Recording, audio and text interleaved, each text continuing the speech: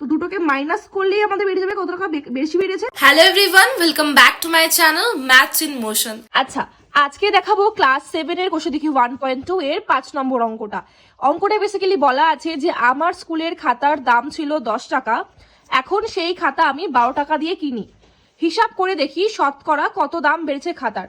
তো বেসিক্যালি যেমনটা আমরা এখানে লিখে নিয়েছি যে আমার খাতার আগের দাম ছিল 10 টাকা, তাহলে এখন যদি আমরা খাতাটা 12 টাকাতে কিনে থাকি তাহলে কত টাকা দাম বেড়েছে সেটাকে আমরা হিসাব করে নিই। দাম কত টাকা বেড়েছে, মানে এখন হয়েছে 12 টাকা, আগে কিনতাম 10 টাকায়, তো দুটোকে মাইনাস করলেই আমাদের বেরিয়ে যাবে কত টাকা বেশি বেড়েছে, 2 টাকা। বলছে এই যে 2 টাকাটা বেড়েছে এই 2 টাকাটাই কত পার্সেন্ট বলছে। কিভাবে বার করবো আমরা? আমাদের শতকরা বার করার কি রুলসটা ছিল, অংশ বাই বা ভাগ মোট অংশ ইন্টু হচ্ছে 100।